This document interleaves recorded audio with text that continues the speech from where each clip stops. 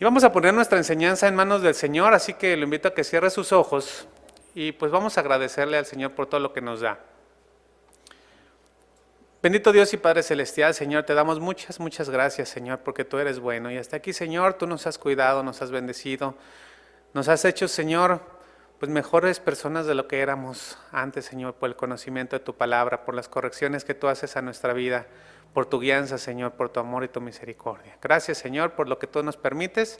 Te pedimos, Señor, que abras nuestro entendimiento y que podamos discernir tu palabra. Te pedimos, Señor, por todos los que están aquí presentes, Señor, para que tu Espíritu Santo nos dé esa luz necesaria, en el nombre de tu Hijo, nuestro Señor Jesucristo. Amén.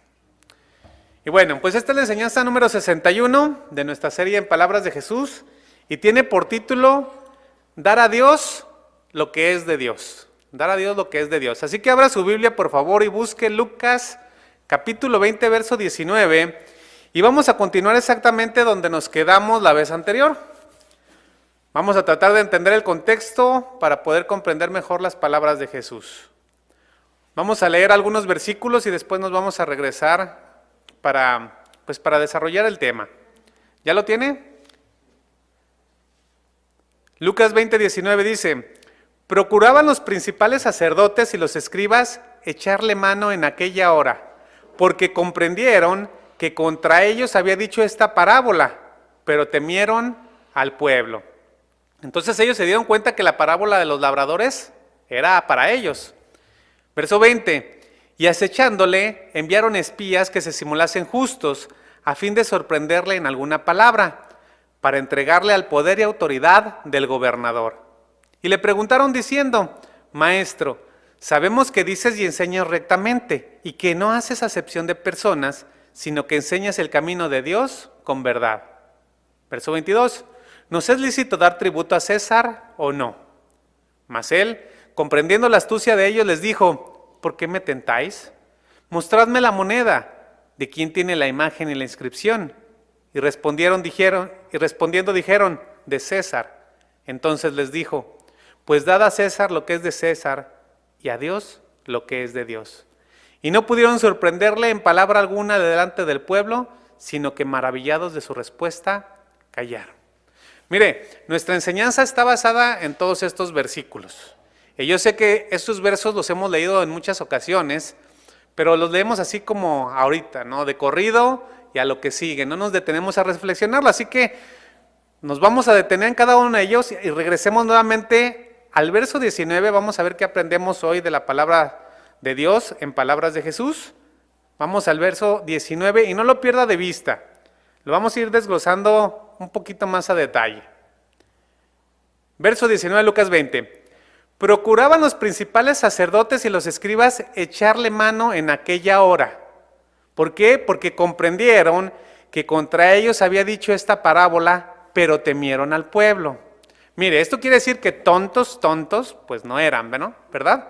O sea, se dieron cuenta rápidamente los líderes religiosos que la parábola que había dicho Jesús los describía perfectamente.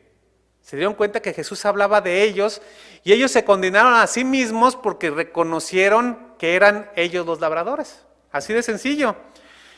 Y mire, estos religiosos, no fueron en contra de los milagros de Jesús. No fueron en contra de su poder. No cuestionaron su sabiduría. Mire, todo esto era más que evidente. Todo el pueblo lo conocía. Era imposible negarlo. Además, estos hombres religiosos, estos fariseos y escribas, conocían la vida sin pecado que tenía Jesús. Muchos de ellos fueron testigos del control de los elementos naturales. Fueron testigos de las sanaciones milagrosas. Ellos vieron el poder que tenía sobre las enfermedades e incluso sobre la muerte. Porque ahí cerquitas, a 3 kilómetros estaba Betania. ¿A quién había resucitado ahí? A Lázaro. Entonces ellos sabían, entonces no se podían ir contra lo que era evidente. Además, Jesús, cuando predicaba, les había ofrecido perdón, salvación, restauración, vida eterna. Es decir, que todas sus palabras, las palabras que decía Jesús, estaban saturadas por mensajes del Antiguo Testamento y ellos no lo podían negar. Sus palabras estaban llenas de promesas. Así que todo esto los fariseos y escribas lo sabían. Es más, tal vez podían estar de acuerdo con muchas de estas cosas. Así que estos hombres no tenían argumentos para irse en contra de Jesús en cuanto a sus hechos. Él no había hecho nada como para que lo quisieran matar, pero lo odiaban, lo detestaban, no lo querían. ¿Por qué? Porque Jesús había atacado su falsa religión, porque Jesús los había exhibido tal y como eran, porque les había dicho que eran unos hipócritas, que eran unos falsos, que eran unos abusivos, que eran unos ventajosos, unos desleales. Por eso lo odiaban. ¿Por qué? Porque les había mostrado su corazón.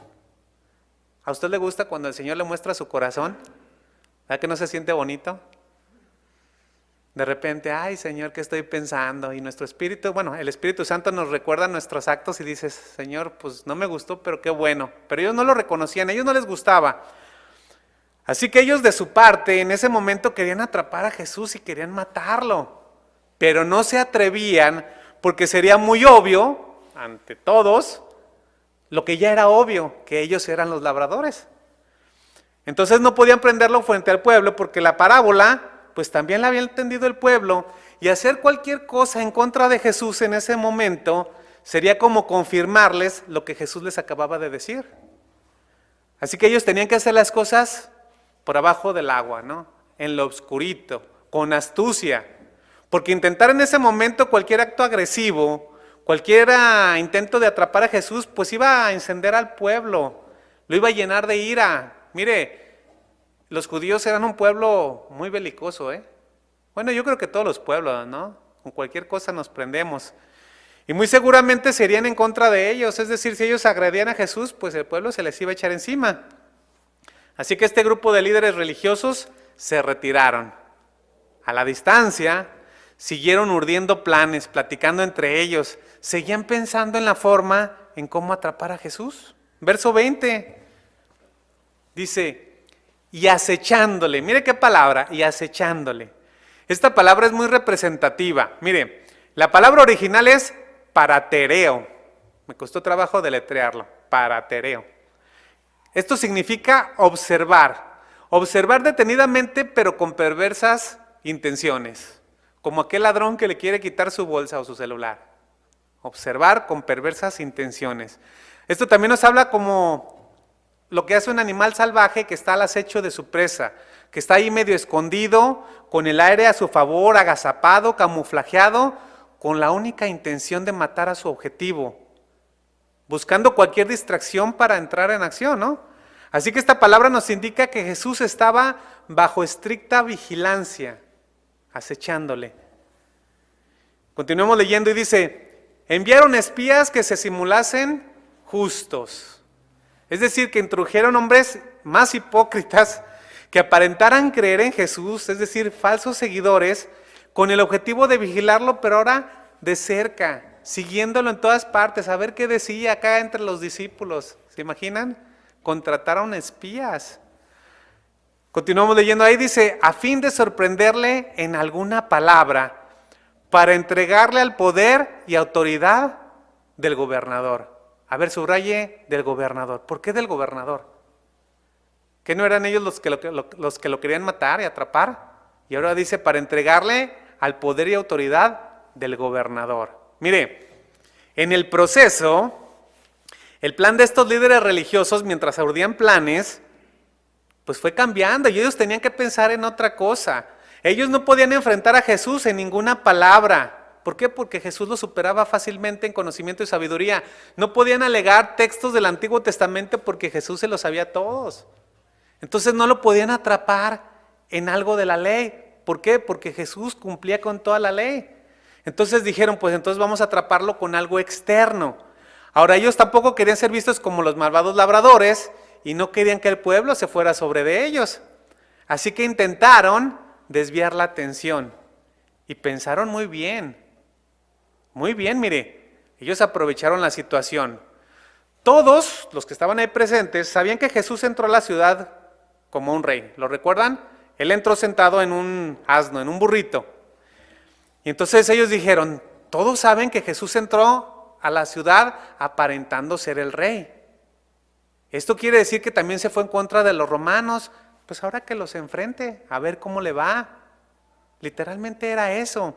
Verso 21, mire, y le preguntaron diciendo, Maestro, sabemos que dices y enseñas rectamente, y que no haces acepción de personas, sino que enseñas el camino de Dios con verdad. Mira nada más, ve a estos espías hablando cristianés. Están adulando al Señor de una manera descarada. Maestro, maestro. Mire, ese título se lo daban a los rabinos más respetados. Pero aquí ellos estaban aparentando algo que no eran.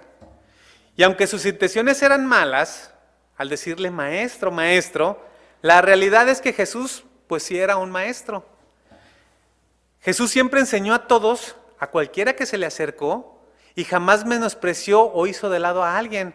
Entonces estos espías querían aparentar mucho respeto e irónicamente lo adularon, pero lo adularon con la verdad, con lo que él realmente era. Maestro, sabemos que enseñas el camino de Dios, pero tenemos una duda.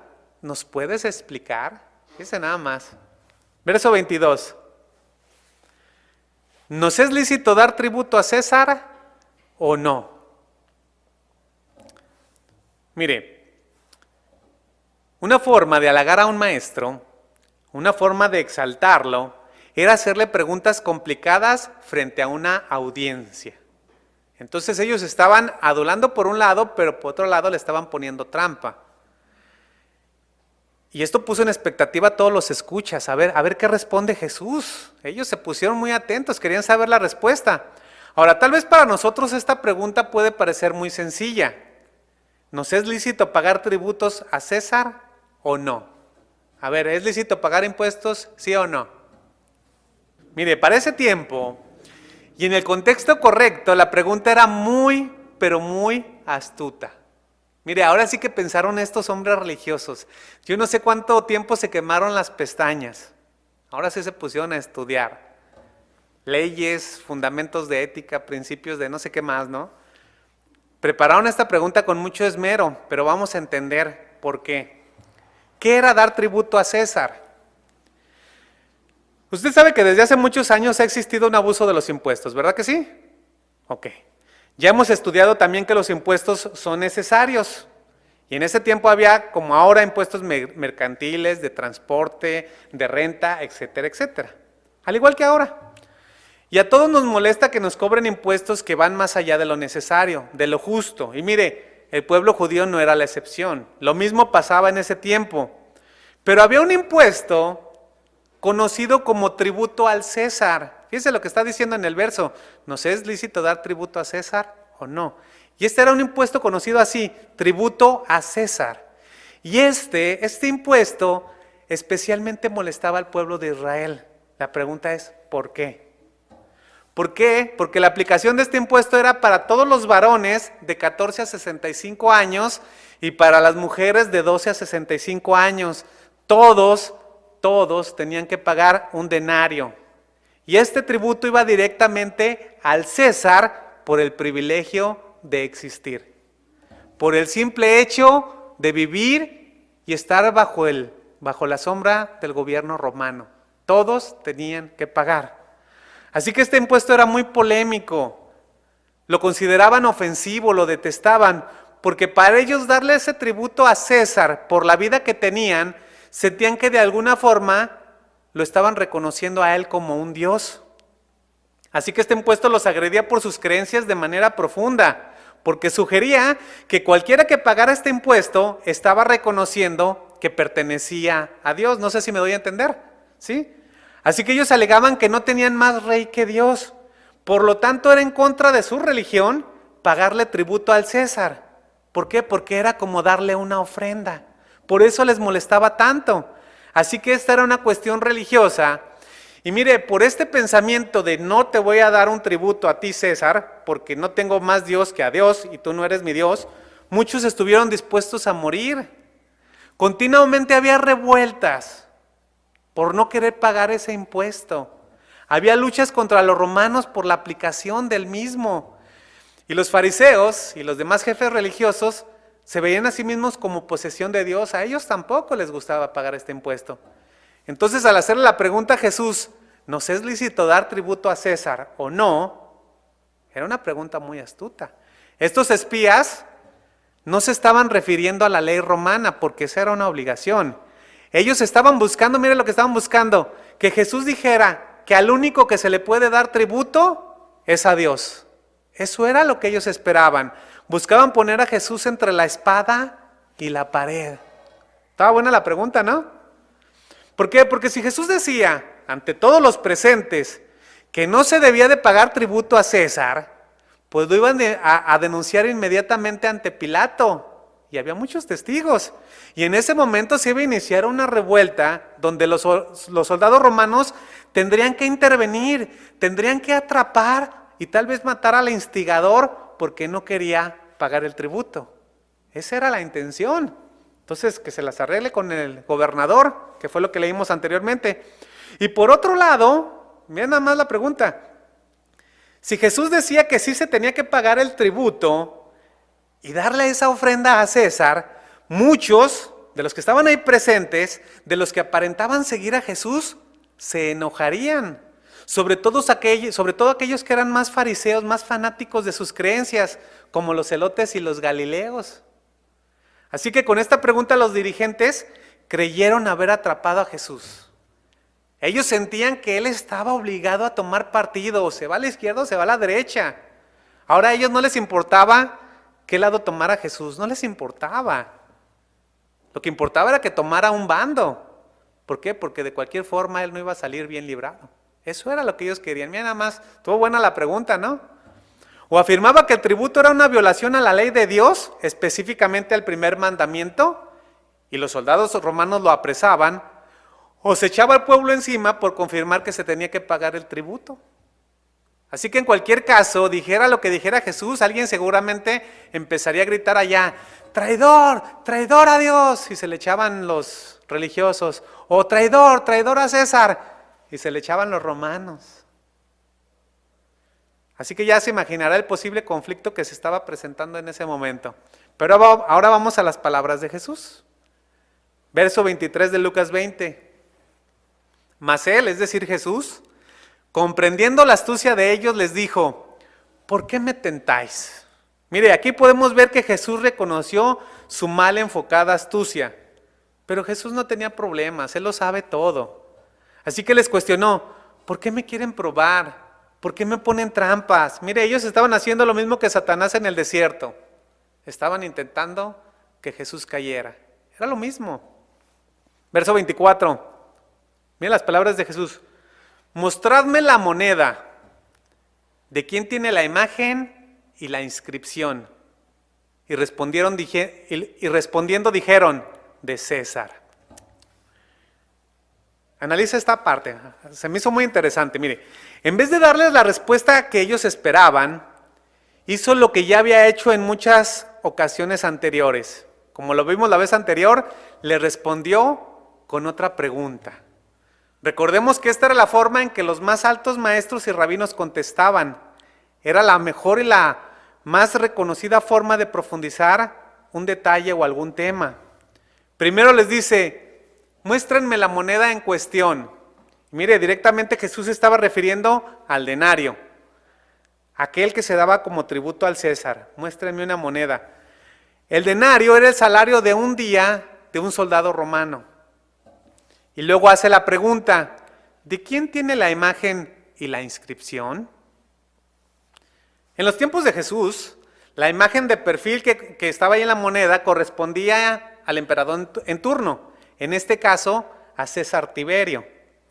Y en la parte posterior de la moneda tenía la inscripción, no sé X cosa de César, y él se veía sentado en un trono.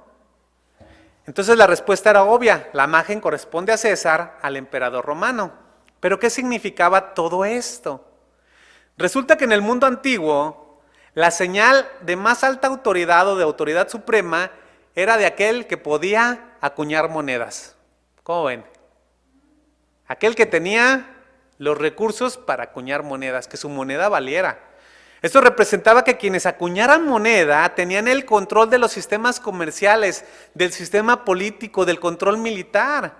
Pero también como regentes de las ciudades proporcionaban estabilidad, seguridad y protección. Pongan mucha atención a esta parte.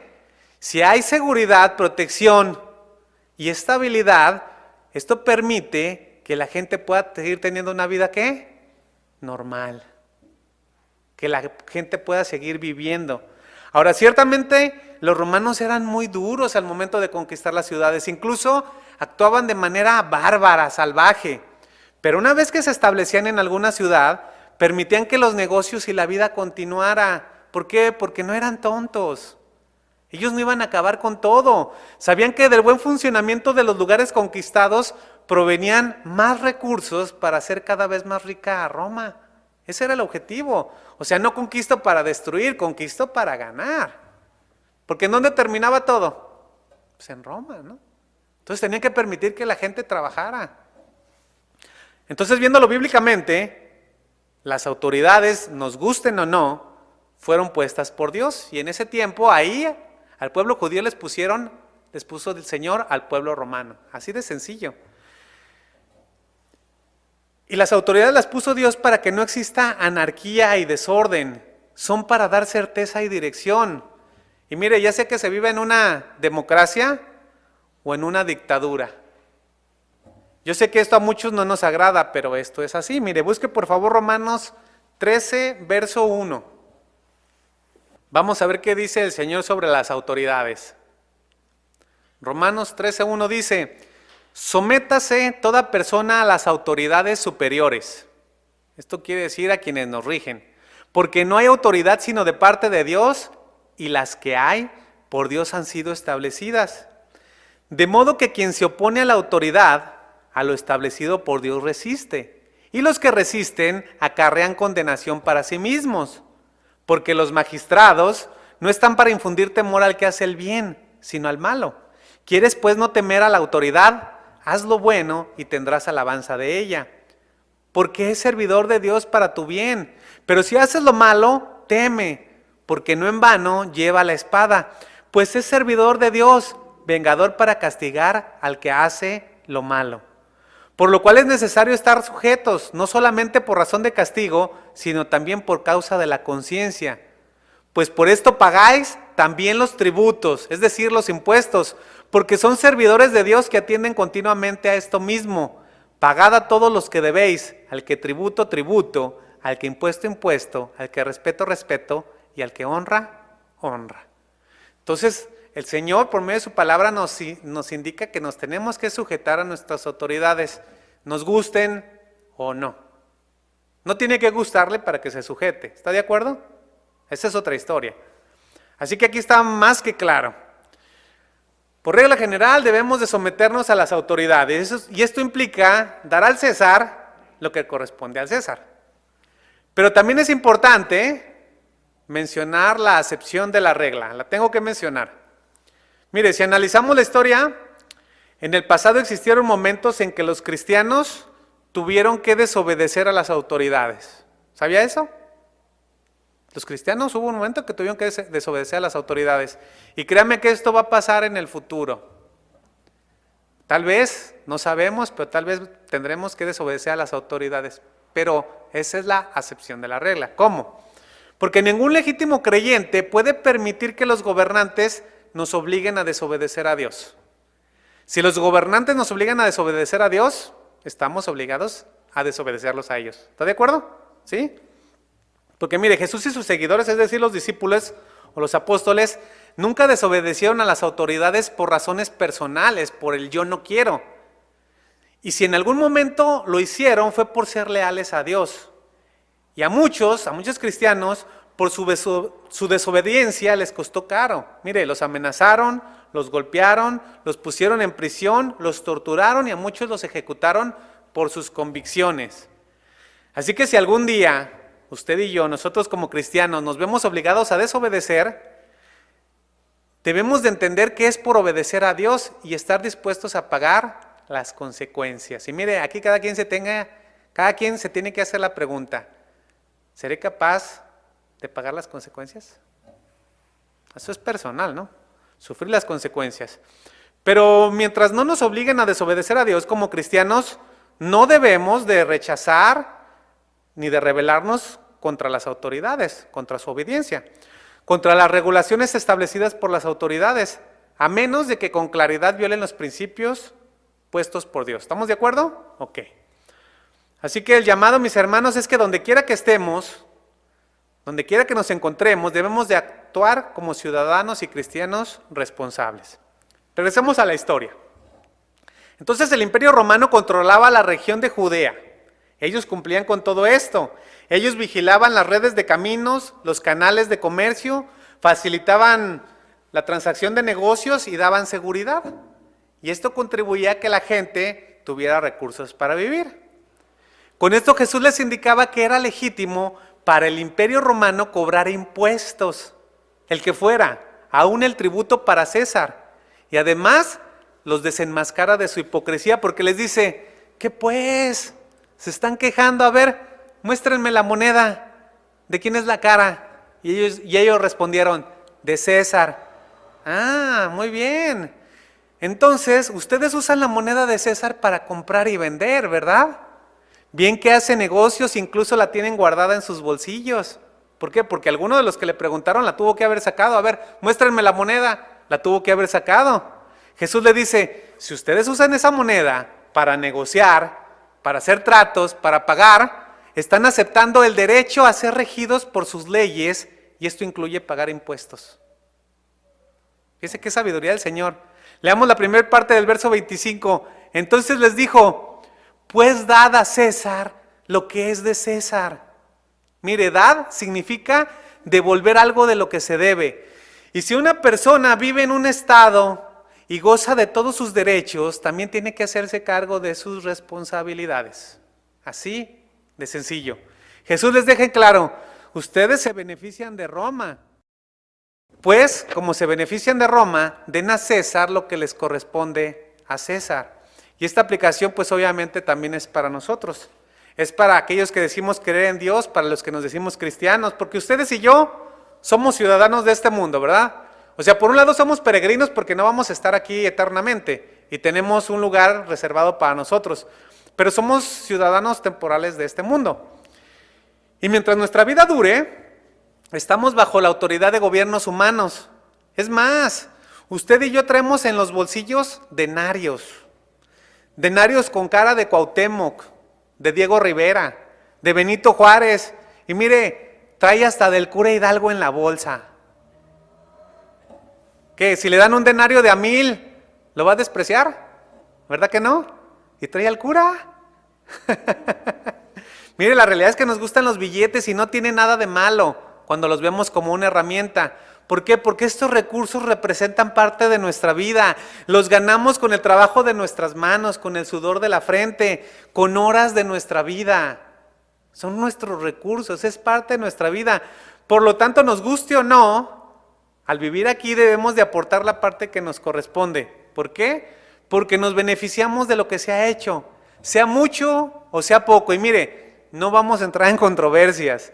No vamos a hablar de buenos o malos gobiernos porque no acabaríamos. No vamos a hablar de los abusos que nos hacen porque eso ya lo sabemos. Yo sé que todos quisiéramos que los impuestos que pagamos usted y yo, que esos impuestos, que son muchas veces injustos, se tradujeran en más y mejores servicios, ¿verdad que sí? Por favor, eso quisiéramos. Pero no podemos negar que a pesar de todo, al venir aquí a la iglesia, por ejemplo, usted utilizó las calles, usted utilizó el alumbrado público, usted utilizó los semáforos, usted utilizó los recursos del sistema. Por lo tanto, debemos aportar nuestras obligaciones hacia ellos. Y mire, no está diciendo el Señor que lo haga de manera alegre, ¿eh? Esa es otra historia, sino que lo tenemos que hacer. Así que en teoría, y lo subrayo, en papel, según la legislación, las autoridades están para brindar protección y seguridad a los ciudadanos. Y les pagamos por ello. Eso es lo que hacemos, les pagamos por ello, para que cumplan con su trabajo. Así que dada a César lo que es de César, creo que a este punto está más o menos claro, ¿verdad que sí? Pero en la segunda parte del verso 25, y nos vamos hacia el final, dice, y a Dios lo que es de Dios.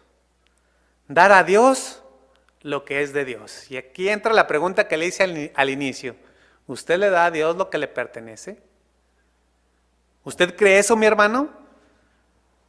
¿Sí cree que le debemos a dar a Dios lo que le pertenece? ¿Sí lo cree? ¿De veritas, de veritas? Mire,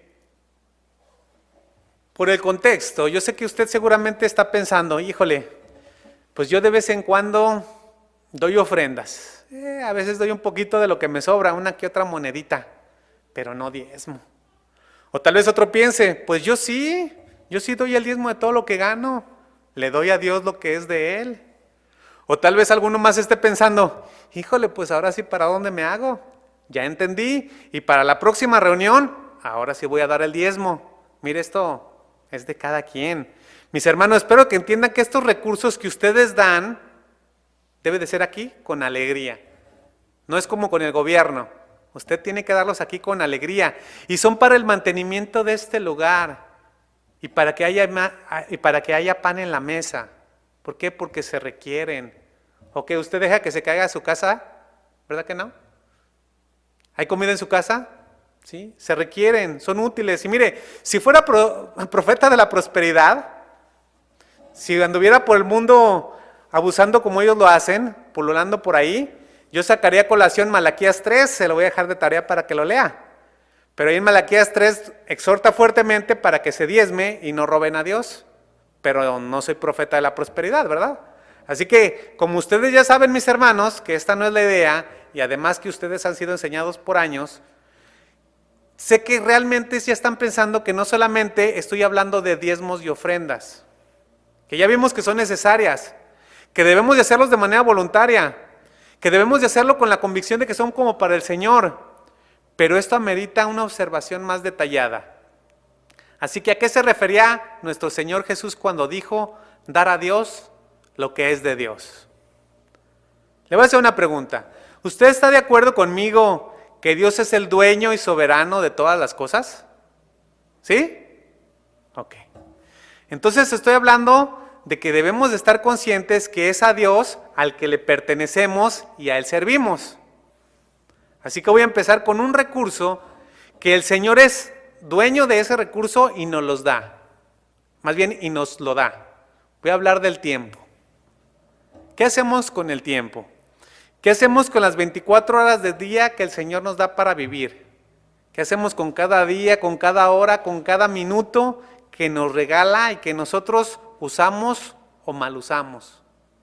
Tiempo que gastamos o invertimos, ya sea durmiendo, trabajando, en esparcimiento, en convivencia familiar, en camiones, en el tráfico, en el ocio, en tantas y tantas cosas que cada uno de nosotros realizamos.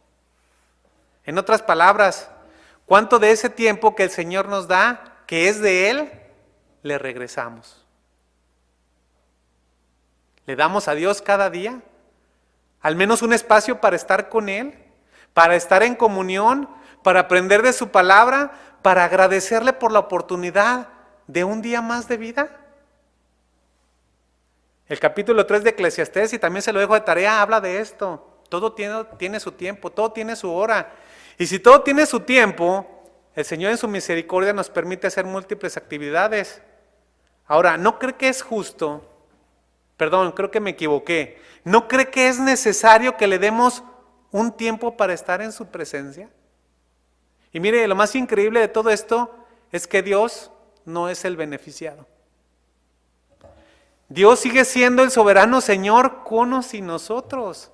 Somos nosotros los que al dedicarle algo de tiempo salimos beneficiados. Al acercarnos a Él, somos los que aprendemos, los que nos edificamos, los que somos consolados, los que somos confrontados, los que etcétera, etcétera.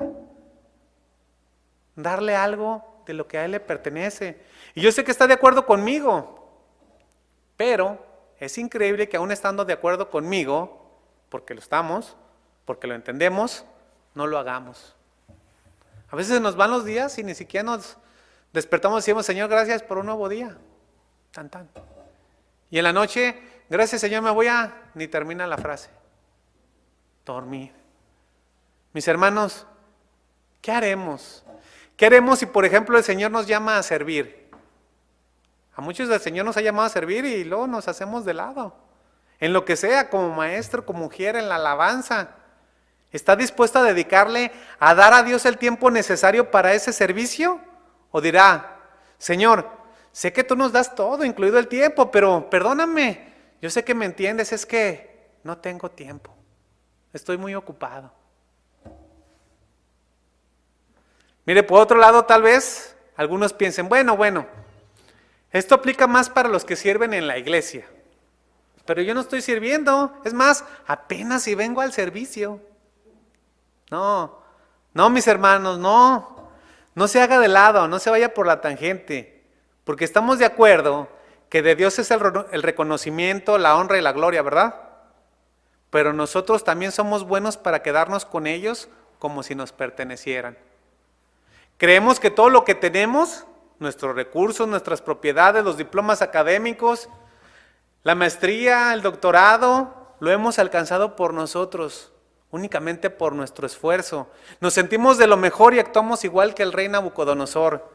En Daniel 4:30 dijo el rey, ¿no es esta la gran Babilonia que yo edifiqué para casa real con la fuerza de mi poder y para gloria de mi majestad? A veces así actuamos. Suena orgulloso, ¿verdad? Mis hermanos, el Señor nos da habilidades, dones, talentos, todo es por su gracia. Y en su gracia, en ese regalo inmerecido, nos provee de muchas cosas, pero nosotros nos lo adueñamos. Creemos que las merecemos y se nos olvida en eso darle el reconocimiento a Dios. Se nos olvida darle lo que le pertenece, la honra y la gloria. Y no lo exaltamos con nuestra boca, y mucho menos con nuestra vida. No decimos de manera sincera, gracias Señor porque es por ti que he alcanzado todo esto. Se nos olvida reconocer sus atributos y decirle, te alabo Señor porque me has dado todo lo necesario, empezando por la salud. Me has dado fuerza, me has dado los recursos, me has dado la habilidad. Literal, se nos olvida darle a Dios lo que le pertenece. Mis hermanos, dar a Dios lo que es de Dios es darle nuestra vida entera. Es reconocerle a Él en todos nuestros caminos. Y esto aplica en todo lo que hagamos y todo lo que emprendamos. En Colosenses 3:23 dice, y todo, ¿y qué es todo? Todo. Todo lo que hagáis hacerlo de corazón como para el Señor y no para los hombres. Esto habla de que toda nuestra adoración, nuestro reconocimiento, nuestra alabanza, nuestro amor, nuestro tiempo, nuestra obediencia deben ser para el Señor. En donde sea que estemos, en la casa, en la oficina, en nuestro trabajo, haciendo ejercicio, compartiendo el tiempo con los demás, etcétera, etcétera. ¿Por qué? A fin de cuentas se trata de hacer las cosas bien. ¿En dónde? Donde sea, como esposos, como padres, como hijos, como ciudadanos. Que andemos como dice Colosenses 1:10, para que andéis como es digno del Señor, agradándole en todo, llevando fruto en toda buena obra y creciendo en el conocimiento de Dios. Con esto termino, mis hermanos. Dar a Dios lo que pertenece, darle a Dios lo que le pertenece, es dar la vida, mostrando que somos cristianos más allá de las palabras, y que todo esto sirva para que a través de nosotros el nombre de nuestro Señor sea exaltado. Si hay algo digno en nosotros, debemos reconocer que es por el Señor. ¿Están de acuerdo? Finalizamos con el verso 26 de Lucas 20. Y no pudieron sorprenderle en palabra alguna delante del pueblo, sino que maravillados de su respuesta, callaron. Estos líderes religiosos entendieron el significado completo de las palabras de Jesús. Y ahí dice, estaban maravillados de su respuesta, maravillados. Jesús respondió muy por encima de lo que todos esperaban. No se fue a un bando, no se fue al otro. Y en el fondo los líderes religiosos reconocían que Jesús tenía razón. Pero esto no era lo que ellos habían planeado. Ellos seguían con el corazón endurecido como Faraón. Así que no sabiendo más que decir, frustrados, se callaron. Ellos no pudieron dar a Dios lo que era de Dios. No le pudieron dar la honra, el reconocimiento, la alabanza, el control de sus vidas, la autoridad, los recursos. ¿Por qué? Porque estos labradores querían para ellos todo. Así que mis hermanos, no seamos duros como estos hombres que perdieron otra oportunidad. Tengamos presente, que se trata de Él y no de nosotros. Amén. Vamos a orar.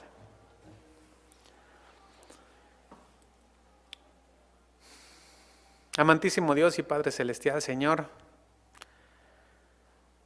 Estamos delante de tu presencia, Señor, de tu santa presencia, Señor, agradeciéndote por tu palabra.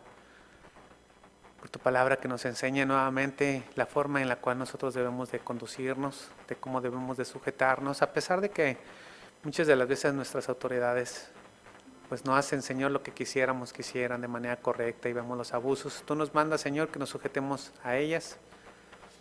Y pues esta es una enseñanza más, Señor, en estos tiempos que estamos viviendo.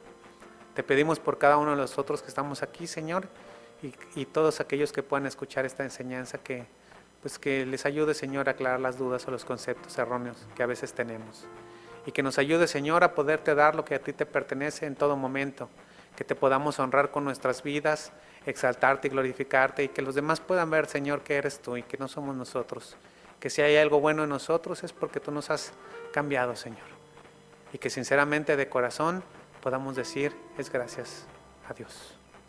Gracias te damos por estas oportunidades, Padre Celestial, en el nombre de tu Hijo, nuestro Señor y Salvador Jesucristo.